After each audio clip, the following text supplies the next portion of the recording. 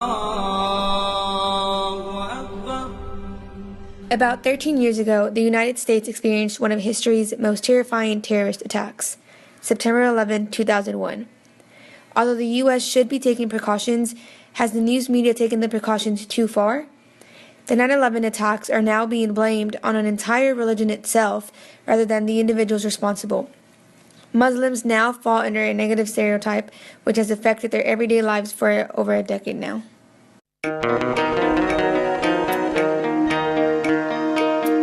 According to our textbook, stereotypes is a widely held belief about a group of people.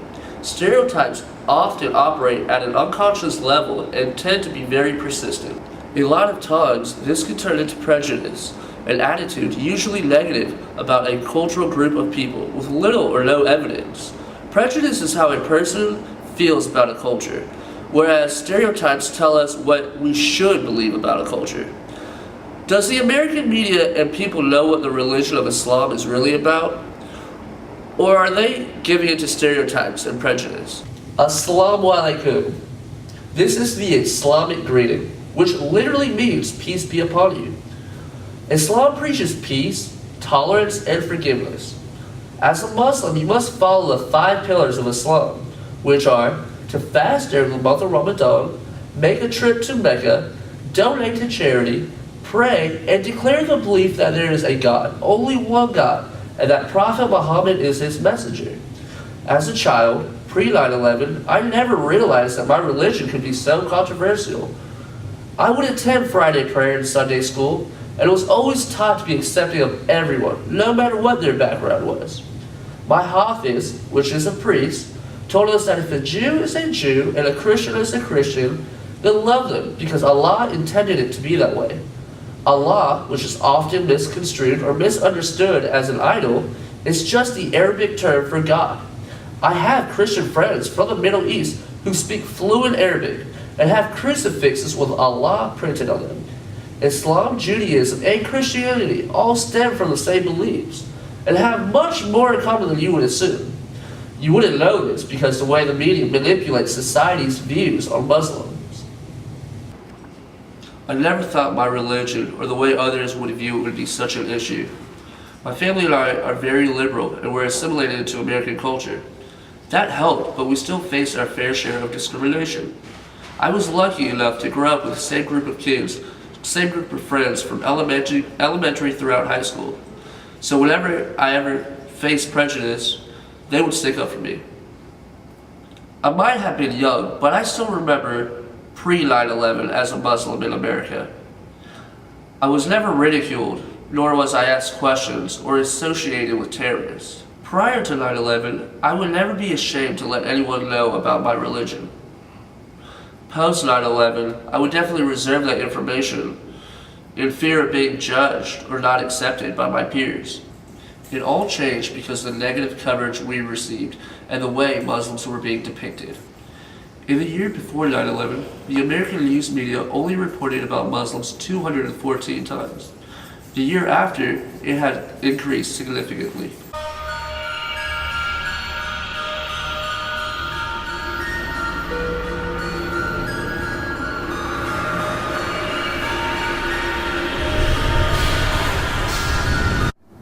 After the September 11th attacks, the news reports from 4 different news stations about Muslims and Arabs skyrocketed to a total of 653 reports within a 6-month period.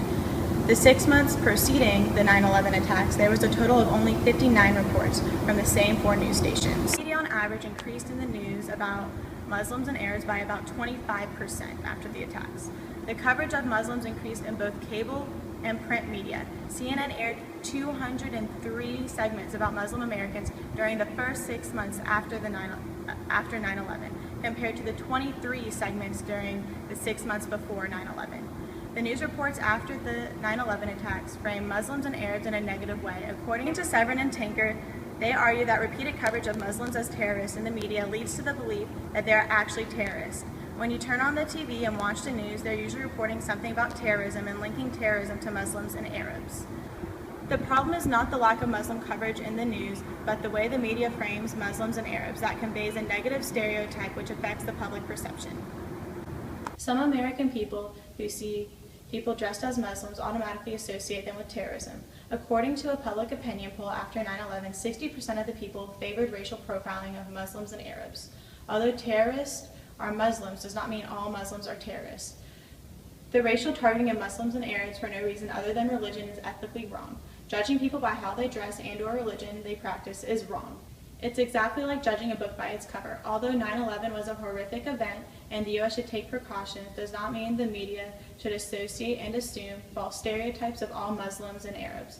The media magnifies this stereotypical problem by associating terrorism with Muslims. The media did not report facts about the war in Iraq, but instead exaggerated the facts to fuel the hatred for Muslims and Arabs, according to CSUN EDU. Political correctness, please. It's illegal, it's unconstitutional, unethical, immoral.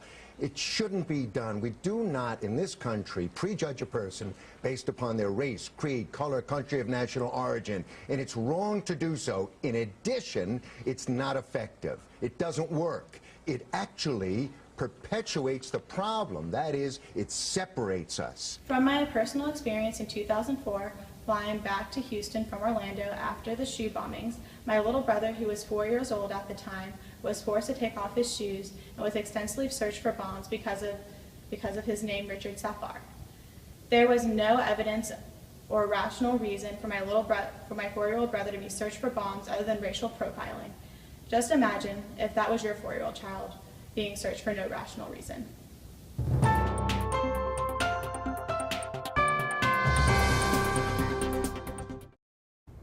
Okay, so let's take a look at 10 years after the attacks. As stated by Christopher Smith in the Journal of Religion and Society, a gradual increase of animosity toward Islam during the period from 2002 to 2010 coincided with the growth of partisan difference in assessments of the faith. This is likely because right and left-leaning media outlets used increasingly divergent frames to represent Islam over the course of the decade. Although now 10 years down the road, some survey data finds that the animosity had not been driven by fear of terrorism, but by personal belief instead, or impact of social media on personal belief.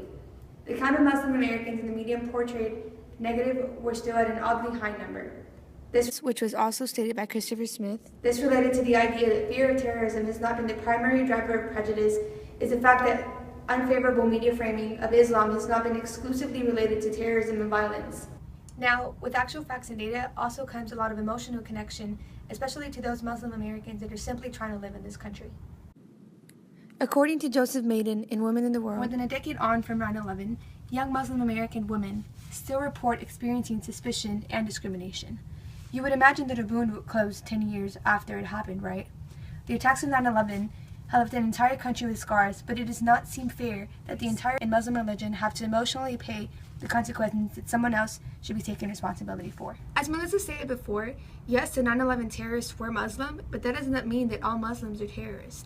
One of my closest friends, Oneida, converted from Catholic to Muslim in 2009. Oni, as I call her, is a student now at University of Houston. She came to UTSA her first 2 years, but is now back home. She converted, like I said, in 2009, which was 8 years after the attacks.